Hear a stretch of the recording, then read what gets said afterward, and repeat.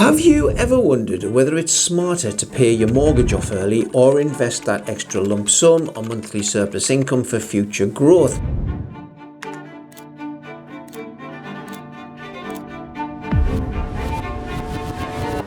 Well, it's a very common dilemma, especially when we come into that extra money, whether it's a bonus, an inheritance, or a pay rise. You feel like you've got a massive decision on your hands, but which one will set you up for a more secure financial future? Well, it's very easy to think that paying off your mortgage means you're winning, but what if I told you that investing could offer a much bigger payoff in the long run? Well, what if making the wrong decision could cost you thousands? Stick around, because today we're breaking down both options to help you decide which one might be right for you. Alright folks, just a quick note before I forget. If you're watching this and you're thinking, you know what, it might be time to take control of my financial future, well, I just want to let you know that we're here to help. All you have to do is click the link in the description to book your free financial review with our expert team. It's normally valued at over £800, but for you it's completely free. No strings attached. Just a chance to get some clarity and advice on your financial journey. Right, enough of that, let's dive in. Well, let's face it, when we get our hands on a bit extra cash, whether it's £5,000 or £50,000, it feels like a big opportunity to make a lasting change, and it is. Now, a very common question people ask me is, should I pay off my mortgage? Should I pay a bit off my mortgage? Those are questions I get all the time. But on the one hand, paying off your mortgage gives you a lovely warm fuzzy feeling and a sense of security, I guess. You're free from that debt, you're left with more disposable income each month, and it sounds great, right? Well,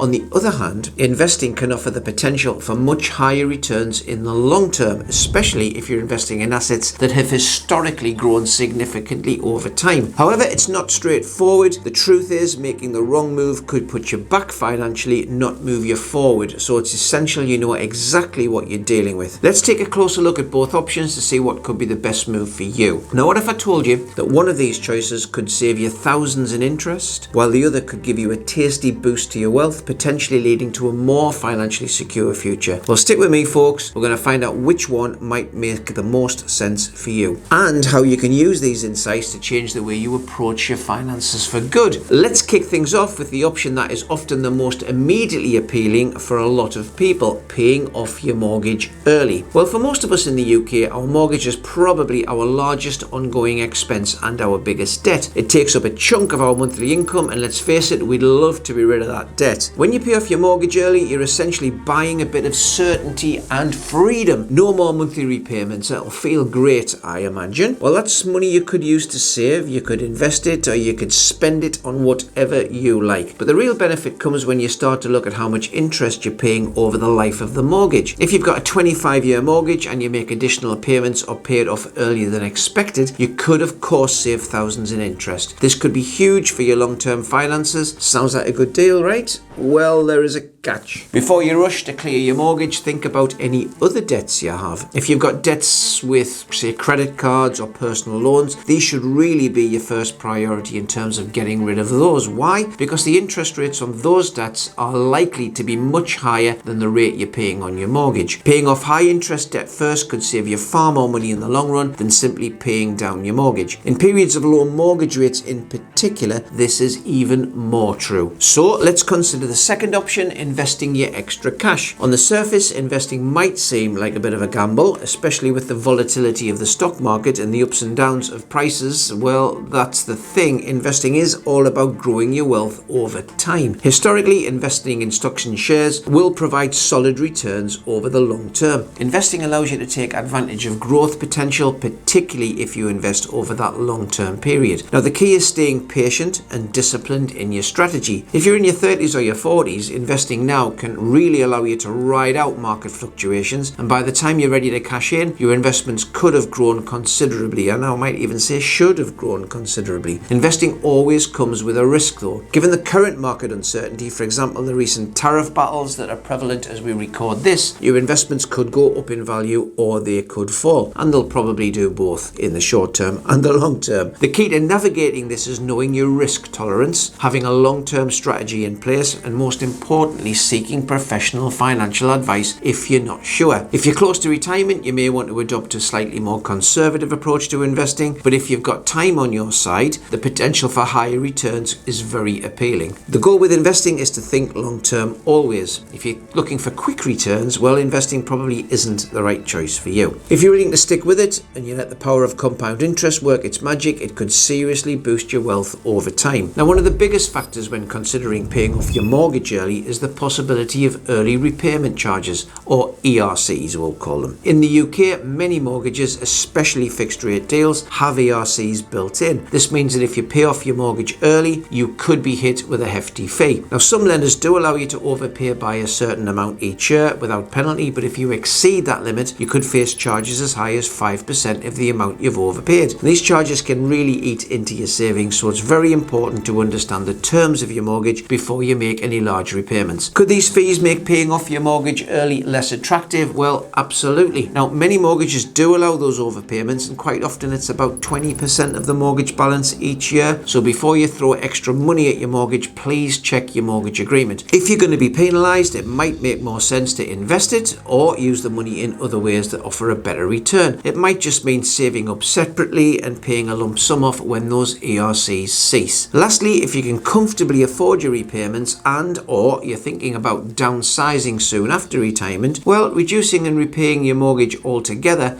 might not be the most effective decision. Let's circle back to investing, because this is where the magic can really happen. When you invest, you're leveraging the power of compound interest, and that means that your returns will produce its own returns, creating a snowball effect that accelerates over time. And that's the real secret to wealth building when you are investing in stocks and shares or property funds, whether that's inside or outside of a pension. Now, pensions in particular are very, very attractive for surplus cash or income, because as a 20% basic rate taxpayer, every £800 gets turned into £1,000, which, if you do the maths, is a 25% increase. Now, what would you rather do? Save, say, 5% mortgage interest, or would you rather have a 25% risk-free return?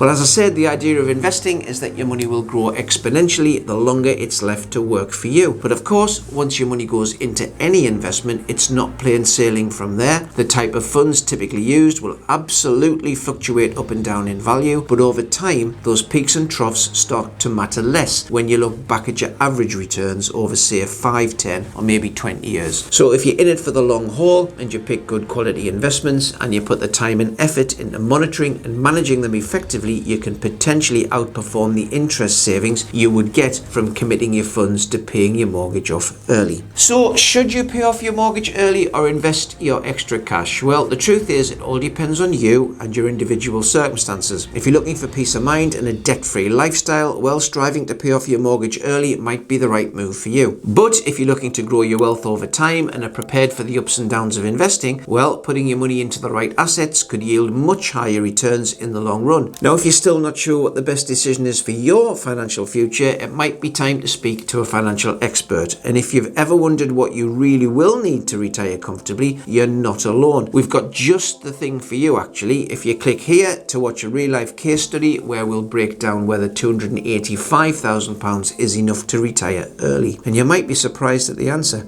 I'll see you there.